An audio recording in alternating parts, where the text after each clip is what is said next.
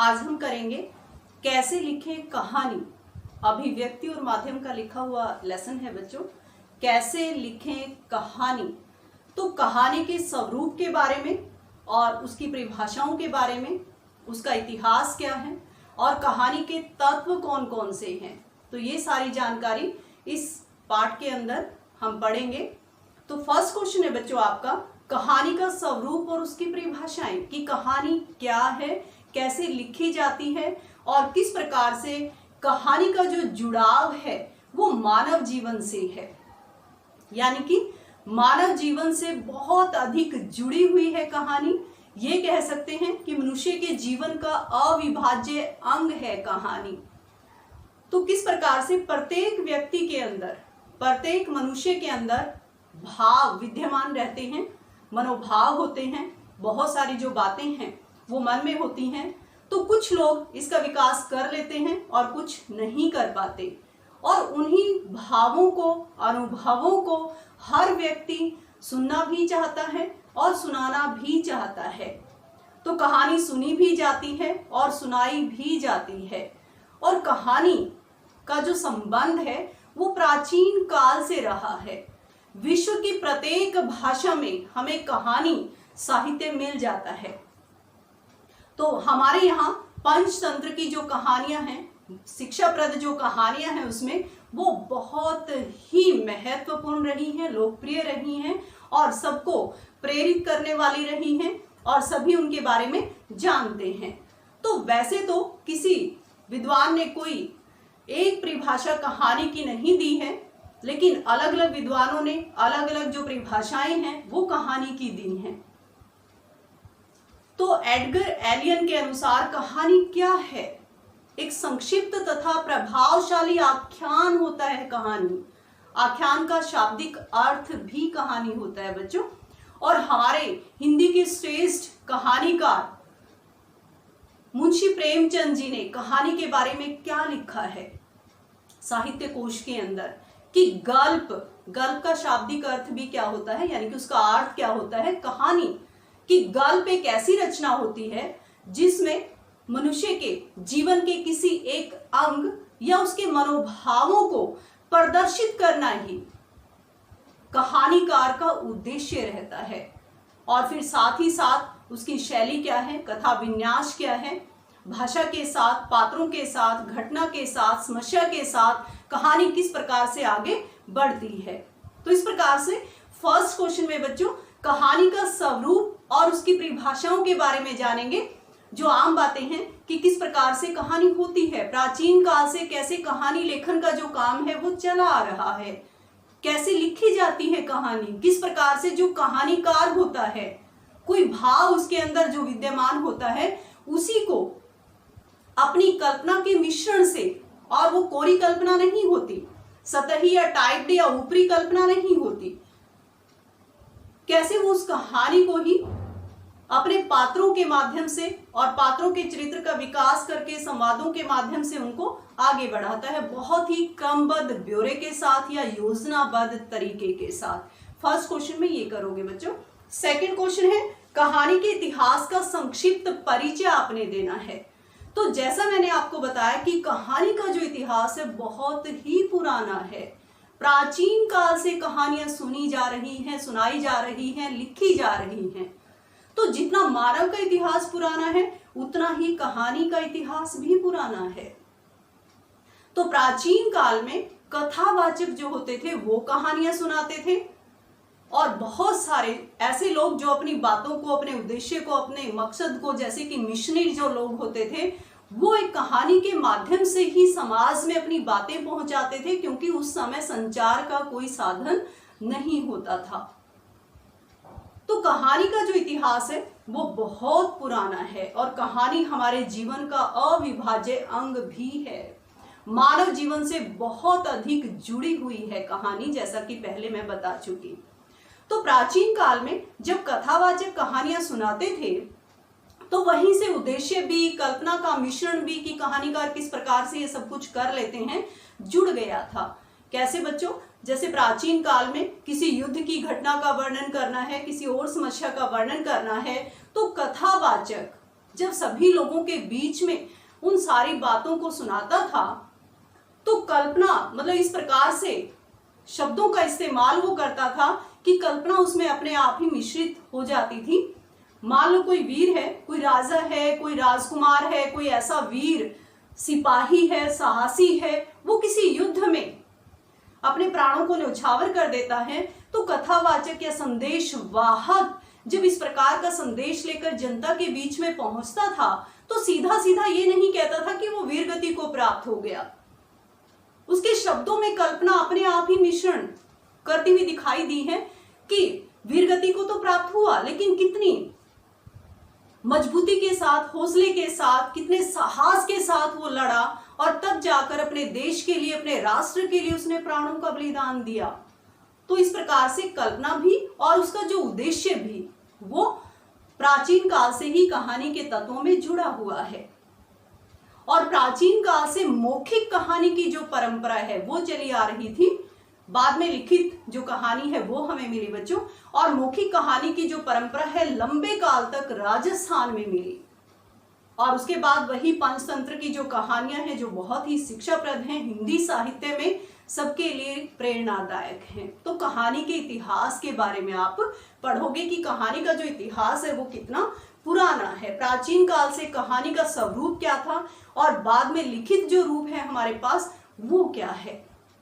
Third question है बच्चों, कहानी के केंद्रीय बिंदु कथानक पर प्रकाश डालना है। कथानक को कथा वस्तु भी कहा जाता है, और कथानक या कथा वस्तु एक ही बात है। कहानी का केंद्रीय बिंदु कैसे है? तो सबसे पहले तो कथानक या कथा वस्तु कहानी का बहुत ही अनिवार्य और प्रथम तत्व है। सबसे पहले कहानीकार जब कोई भाव, कोई चरित्र, कोई पात्र, कोई समस्या, कोई घटना उसको भा जाती है, अच्छी लगती है, तो उसी को योजनाबद्ध तरीके से सोचना वो शुरू कर देता है। इसीलिए किसी एक विद्वान ने कहा है कि कथानक या कथा वस्तु कहानी का प्रारंभिक नक्शा होता है और ये बहुत ही अनिवार्य होता है। कथानक में आरंभ से लेकर अंत तक कहानी का संक्षिप्त रूप होता है बच्चों। जिस प्रकार से कोई भी मकान या इमारत बनाने से पहले कागज पर नक्शा तैयार किया जाता है, उसी प्रकार से जब किसी कहानीकार को कोई भी बात, कोई भी घटना, कोई भी समस्या, कोई भी पात्र, क्योंकि कहानी जो होती है एक तथ्यता पर आधारित होती है और तथ्य जो है वो अनुभूति भी ले सकती है उसका स्थान। कहानी घटना प्रधान भी होती है, समस्या प्रधान भी होती है, या कोई पात्र या चरित्र का विकास भी कहानीकार उसमें दिखा सकता है।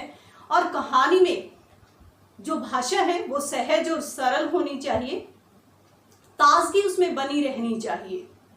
तो इसीलिए जब इस प्रकार का कोई मनोभाव या कोई भी बात कहानीकार को अच्छी लगती है और उस पर वो कहानी लिखना चाहता है, तो वो सारा प्रारंभिक जो नक्शा है वो कथानक में, कथा वस्तु में योजनाबद्ध तरीके से कहानीकार बना लेता है, यानी कि अपने मन में उसको बना लेता है और उसके बाद उसके ऊपर वो कहानी लिखना शुरू करता है। जैसे आपके उदाहरण दे रखा है किसी अस्पताल का कि हर रोज एक मरीज वहां पे आता है और उसकी पीड़ा को समझा नहीं जाता है, यानी कि उसकी बारी नहीं आती इलाज करवाने के लिए। इस प्रकार की अगर कोई बात किसी कहानीकार के जहन में आती है और वो जो पात्र है उसको भा जाता है और उसी को वो योजनाबद्ध तरीके से सोचना शुरू कर देता है, कहानी इस पर अगर लिखनी है किसी कहानीकार को और किस प्रकार से वो उसको सोचेगा, उसका उद्देश्य क्या रहेगा, यानी कि उस मरीज की पीड़ा को दिखाना या समाज में फैला हुआ भ्रष्टाचार दिखाना या अस्पताल की जो गतिविधियां हैं वो सही से व्यवस्थित नहीं है उनका खुलासा करना। तो ये जो सारी बातें हैं कहानीकार के मन में चलती हैं। इस प्रकार से कहानीकार एक अच्छी और श्रेष्ठ कहानी लिख पाता है। इसी को कथानक या कथा वस्तु कहते हैं बच्चों। कथानक या कथा वस्तु किसी भी कहानी का संक्षिप्त या छोटा रूप, यानी कि आरंभ से लेकर अंत तक कहानी की पूरी जो बातें हैं कि कहानी घटना प्रधान है, चरित्र प्रधान है, क्या समस्या इसके अंदर है, कौन से पात्र हैं, क्या काम उनका रहेगा, किस प्रकार से पात्रों को चित्रित करना है संवादों के माध्यम से, ये सब कुछ ये कथानक या कथा वस्तु में होता है। पूरी कहानी का संक्षिप्त रूप कथानक या कथा वस्तु कहलाता है। नेक्स्ट क्वेश्चन है आपका, कथानक में आरंभ, मध्य और अंत क्या है? तो कथानक और कथा वस्तु के बारे में आपको पता चला, बहुत ही अनिवार्य तत्व है, इसके बिना कहानी की कल्पना भी नहीं की जा सकती और संक्षिप्त रूप कहानी का उसमें रहता है। तो कथानक का आरंभ, मध्य और अंत कैसा होना चाहिए, यानी कि किसी भी कहानी का आरंभ कैसे हो, मध्य में उसमें गतिशीलता विकास कहानीकार कैसे दिखाएगा और उसका अंत कैसा हो, क्योंकि बहुत बड़ा पाठक वर्ग कहानी से जुड़ा होता है, सभी को कहानियां पढ़ने में अच्छी लगती हैं, पढ़ते भी हैं, सुनते भी हैं लोग, तो अंत कैसा हो।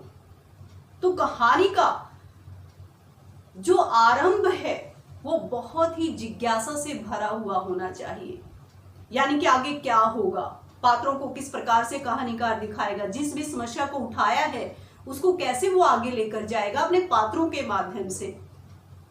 और मध्य बहुत ही कुतूहल वर्धक होना चाहिए, आश्चर्यचकित होना चाहिए कि कैसे कैसे कहानी, कैसे कैसे पात्रों के द्वंद्वों से, विचारों से, असहमति से, टकराव से आगे बढ़ रही है। संवादों के माध्यम से पात्र जो आपस में संवाद बोलते हैं वही कहानी को गतिशीलता प्रदान करते हैं, वही कहानी को आगे लेकर जाते हैं।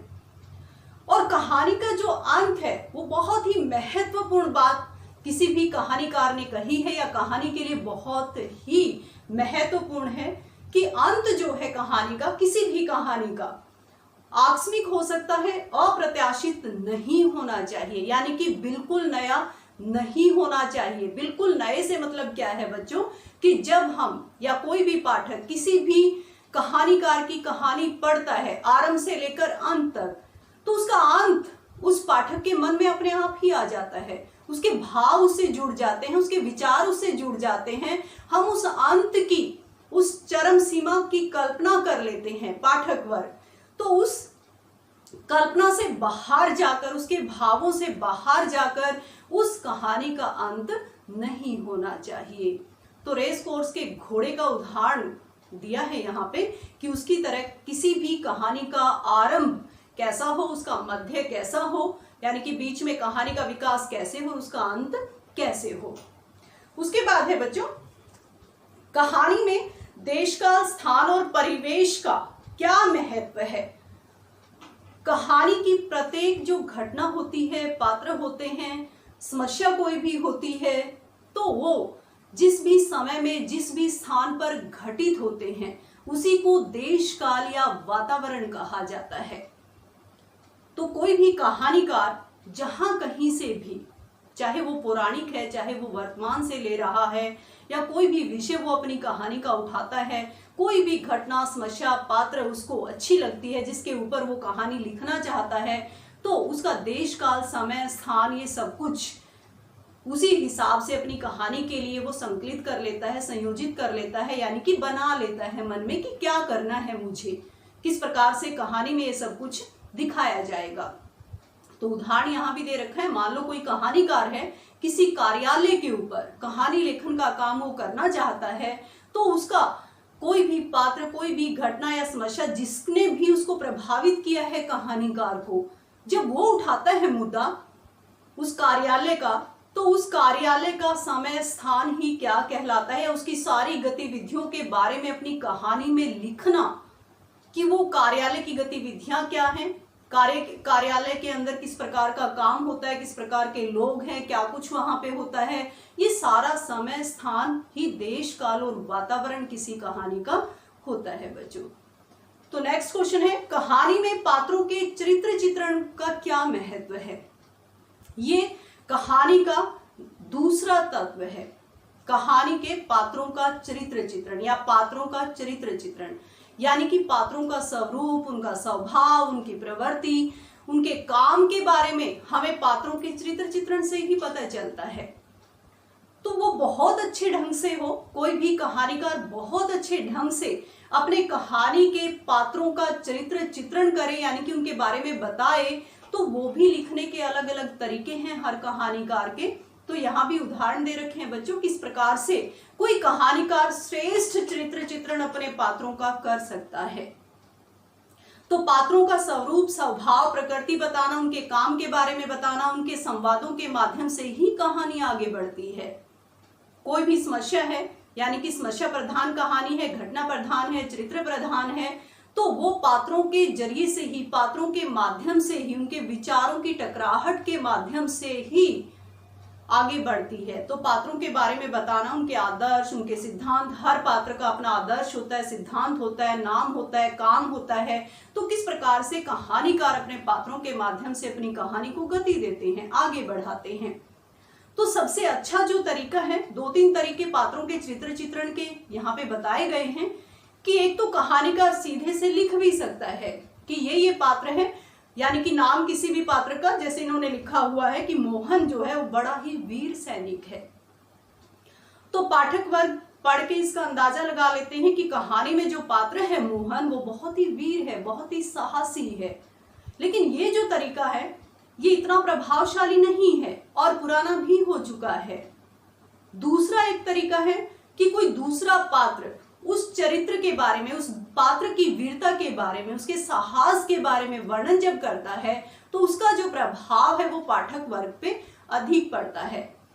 तो कहानीकार किस प्रकार के पात्र लेते हैं, किस प्रकार से उनके स्वरूप के बारे में, उनके स्वभाव के बारे में, या उनके विचारों के बारे में, उनके काम के बारे में कि अच्छे पात्र कौन से हैं और दूसरे बुरे पात्र भी जो लिए जाते हैं, यानी कि खलनायक जो पात्र लिए जाते हैं उनके बारे में भी बताया जाता है। तो पात्रों का चरित्र चित्रण इस प्रकार से होता है। कहानी में संवादों का क्या महत्व है? तो संवाद जो है, पात्रों के बाद संवाद बहुत ही महत्वपूर्ण होते हैं, बहुत ही अनिवार्य तत्व है। पात्र जब आपस में संवाद बोलते हैं, कथोपकथन भी इसको कहा जाता है। संवाद बच्चों डायलॉग्स, यानी कि जो आपस में बातचीत उनकी होती है, तो उन्हीं के माध्यम से कहानी आगे बढ़ती है। तो वो किस प्रकार के होने चाहिए संवाद? संवाद कहानी के कथानक या कथा वस्तु के अनुरूप हो, यानी कि जिस प्रकार का कहानी का कथानक है, कथा वस्तु है, उसी के अनुकूल हो, पात्रानुकूल हो, भाषा अनुकूल हो, यानी कि पात्रों के जो आदर्श हैं, सिद्धांत हैं, उनकी कला है, उनका काम है, किस प्रकार से छोटे और सुसंगठित, यानी कि अच्छी भाषा में रचित, सहज या सरल भाषा में रचित जो संवाद हैं, उनके माध्यम से ही कहानी को आगे बढ़ाना किसी भी कहानीकार का उद्देश्य एकमात्र रहता है। तो बहुत अच्छे से कहानी की पृष्ठभूमि के अनुसार, कथानक के अनुसार कहानीकार को बहुत अच्छे संवादों का प्रयोग अपनी कहानी के अंदर करना चाहिए। कहानी में चरम उत्कर्ष या क्लाइमैक्स क्या है? चरम उत्कर्ष यानी कि कहानी का अंतिम छोर, अंतिम पड़ाव। कहानी जब किसी भी समस्या को लेकर आगे बढ़ रही है तो उद्देश्य तक पहुंचना, यानी कि समाप्ति तक पहुंचना, वो चरम सीमा, चरम उत्कर्ष या किसी भी कहानी का क्लाइमैक्स कहलाती है। और जैसा मैंने पहले आपको बताया कि जब हम शुरू से किसी भी कहानीकार की कहानी को पढ़ते हैं तो हमारे भाव, हमारी अनुभूति, हमारा जो मन है उसके पात्रों के साथ, उस कहानी के साथ जुड़ जाता है और उसका चरम उत्कर्ष या चरम सीमा या अंत पाठक वर्ग अपने मन में बना लेता है। तो उन्हीं भावों का सम्मान रखते हुए कहानी का जो चरम उत्कर्ष है वो अप्रत्याशित नहीं होना चाहिए। किसी भी कहानी का अंत आकस्मिक कहानीकार कर सकता है, अचानक कर सकता है, लेकिन अप्रत्याशित यानी कि बिल्कुल नया। और बिल्कुल नए का मतलब क्या है? पाठकों की परिकल्पना से दूर जाकर उसका अंत नहीं होना चाहिए। यही किसी कहानी का क्लाइमैक्स या चरम सीमा कहलाती है, चरम उत्कर्ष कहलाता है। कथानक में द्वंद्व का क्या योगदान है? तो कथानक में, यानी कि किसी भी कहानी के कथानक में द्वंद्व, विचारों की टकराहट, बाधा उत्पन्न होना, असहमति बनाए रखना पात्रों के बीच में, तो बहुत ही महत्वपूर्ण है। जब किसी भी पात्र में विचारों की सहमति होगी, यानी कि किसी के विचारों से उनको कोई दिक्कत ही नहीं होगी, कोई द्वंद्व या टकराहट या बाधा ही नहीं होगी, किसी प्रकार की कोई समस्या ही नहीं होगी, तो कहानी आगे कैसे बढ़ेगी? तो द्वंद्व या टकराहट या विचारों की असहमति किसी भी कहानी के कथानक के लिए बहुत ही अनिवार्य है। तो बच्चों ये था कैसे लिखें कहानी। थैंक यू बच्चों।